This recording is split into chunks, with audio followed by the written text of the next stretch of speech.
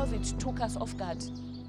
And because it took us off guard, nobody knew what was going to happen. Nobody knew when COVID was going to end. Nobody knew whether we were going to get vaccines quicker. Too often we're left to stand in a queue waiting for crumbs to fall our way. That sense of global solidarity flies out of the window, it seems, when a pandemic strikes. It's time to change that narrative and ensure that when the next pandemic, and there will be more, when that happens, we're in a better position. The refusal to enable others to scale up manufacturing, I think, is one of the greatest blights on the legacies of all of these global North leaders, because they refuse to take any compulsory action against pharmaceutical companies to enable the scale up of manufacturing in the global South. And that is why we had scarcity. That is why we had limited supplies when people needed it the most. And that is why we had a situation of vaccine apartheid. We lost our parents last year. My father in January and my mother in April. They both had COVID. My mother, she was a hard worker, taking responsibility for her children. When she was alive, we wouldn't go to bed hungry. And she wouldn't forget my birthday. Every time when it's my birthday, she would wake me up with a happy birthday song, and we'll go to ShopRite to buy cake together. She would make my day very special. Being in a township is not like, it's not easy. Everybody knows each other. It's unlike being out there in the suburb where you would die alone in your house. In terms of community, in terms of humanity, it's beautiful because people embrace each other.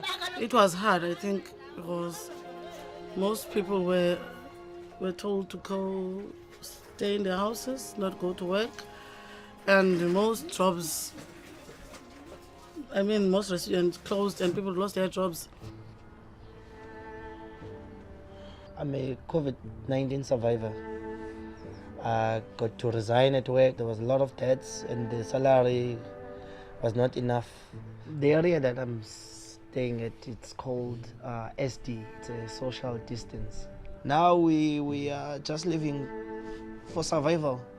If really COVID was not there and it was treated immediately, I don't think we were going to be in this situation that we're at. In order to respond to what I think were very racist assumptions and a very racist narrative that nobody in Africa or in Latin America or Asia could do any significant knowledge generation, I think the WHO was really bold and said, well, we're going to invite expressions of interest. We're going to set up our own technology transfer hub that is going to benefit the global South. This program is unique as it represents a multilateral technology transfer program.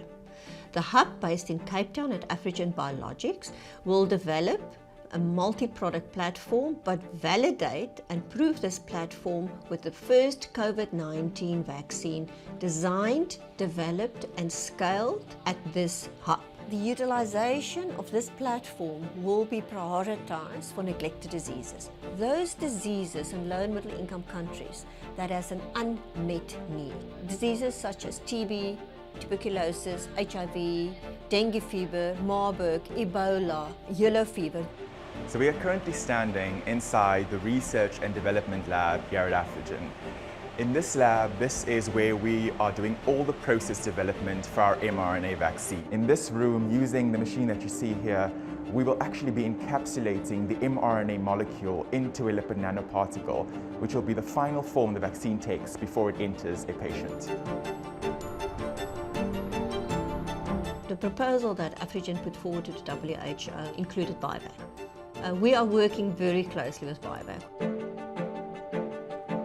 BioVac essentially is a fully fledged vaccine manufacturer and we're situated at the southern tip of Africa. It's a very exciting place to be, and what we've done over the last 2 decades is to ensure that the South African market has access to all the essential vaccines that is required for the expanded program in immunization. What we've also been trying to do is to establish critical development capability, developing products which has gone into international markets throughout with technology transfers. The hub will then transfer turnkey technology to 15 other spokes based in low and middle income countries to enable them to produce mRNA vaccines.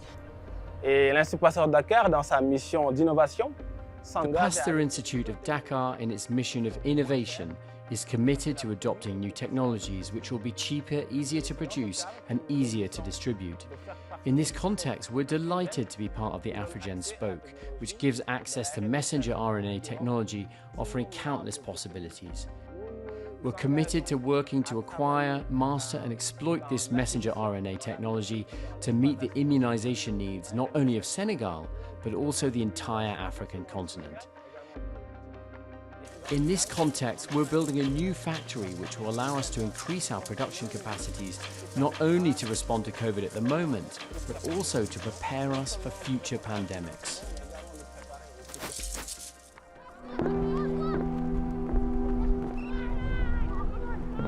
This project significantly will build capacity in low and middle income countries to produce mRNA-based vaccines. And this project will build a network of companies in low and middle income countries that will produce vaccines, share technology, and very important, also create a structure where vaccine innovation can happen in low and middle income countries. We also need to sustain it to ensure that these facilities operate and supply routine vaccines. Supply vaccines of importance for general control of disease, because it has to continue to operate and be sustainable. Never again should low and middle income countries have to wait for vaccines in a time of scarcity.